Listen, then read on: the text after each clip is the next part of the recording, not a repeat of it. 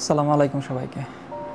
ফেলানি খাতুন 15 বছরের একটা বাচ্চা মেয়ে ছিল, যে তার বাবার সাথে বর্ডারে কোনো একটা কাজে ঘুরতে যাওয়া বা সামথিং এরকম সেখানে গেছিলো।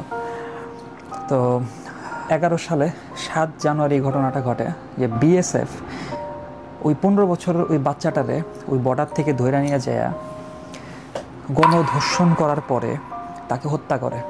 ইভেন হত্যা করার পরে ওই আমার ওই বাংলাদেশি বোনটারে ওই আগেকার দিনে পশু মারার পরে যে বাঁশের মধ্যে যেমন হাত পা বাইদা ঝুলাইতে এক জায়গা থেকে এক জায়গায় নেওয়ার জন্য, ঠিক সেমভাবে তারে হত্যা করার পরে বাঁশের মধ্যে ঝুলাইয়া এক জায়গা থেকে আরেক জায়গায় নিছে। ইভেন এরপরে বাংলাদেশ আর ইন্ডিয়ার যে কাঁটাতারের বেড়া, সেই বেড়ার মধ্যে সে বেড়ার উপরে দুই পা দুই দিকে দিয়ে উল্টা করে তার লাশটা ঝুলাইয়া রাখছিল। এটা জানুয়ারি 2011 সালের ঘটনা, আজ থেকে 14 বছর আগে। সো ফেলানির পরিবার বা বাংলাদেশ 14 বছর ধরে এই জাস্টিসের জন্য ইন্ডিয়া দাঁড়ে দাঁড়ে কোর্টে দাঁড়ে দাঁড়ে ঘুরতেছে, কিন্তু এখন পর্যন্ত সেই জাস্টিসটা মেলা নেই।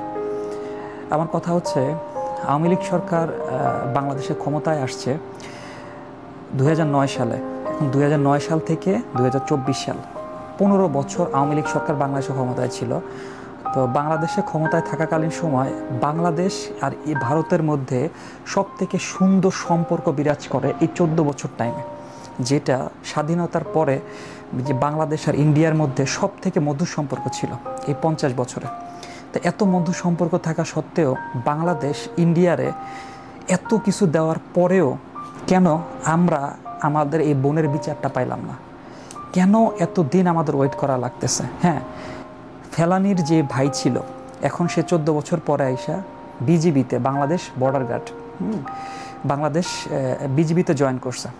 আচ্ছা, সে জয়েন করছে, সে জব পাইছে, সে তার কোয়ালিটি অনুসারে জব পাইছে, ইটস গুড। কিন্তু এইটা কোনো জাস্টিস হইতে পারে না।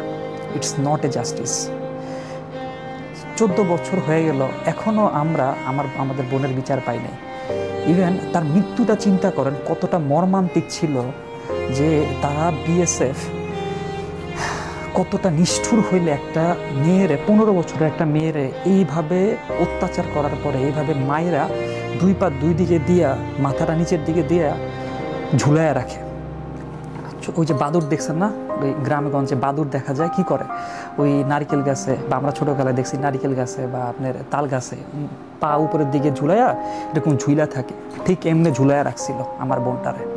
এখন পর্যন্ত 14 বছর পরেও সে জাস্টিসটা পায় নাই। এখনও তার খুনিরা ঘুরতেছে, সব কিছু করতেছে। ইন্ডিয়া এটা নিয়ে কোনো কেয়ার করে না। They don't care about the Bangladeshi peoples. তো ডক্টর মোহাম্মদ ইউনূস স্যার আসছে, অনেক দিন হয়েছে, তাকে আমি মন থেকে রেসপেক্ট করি। তো স্যারের কাছে আমাদের শুধু আমার না, এটা আমাদের বাংলাদেশের সবারই একটা দাবি যে স্যার যাওয়ার আগে হইলেও এইটা নিয়ে একটা পদক্ষেপ নেক। ইন্ডিয়াকে ফোর্স করা হোক যে আমাদের এই বিচারটা চাই, আমাদের সন্তানের বা আমাদের বোনের এই বিচারটা চাই, আমরা এই বিচারটা দেখতে চাই। আর কতদিন ওয়েট করতে হবে? একটা মানুষের মৃত্যুর জাস্টিস পাওয়ার জন্য আর কতদিন ওয়েট করতে পারবে? আর এটা তো কোনো নর্মাল মৃত্যু ছিল না, এটা উইলিংলি একটা মানুষকে ফোর্সলি মারা হয়েছে। যাই হোক, ভালো থাকবেন সবাই। নেক্সট ভিডিওতে দেখা হবে। Love you Bangladesh.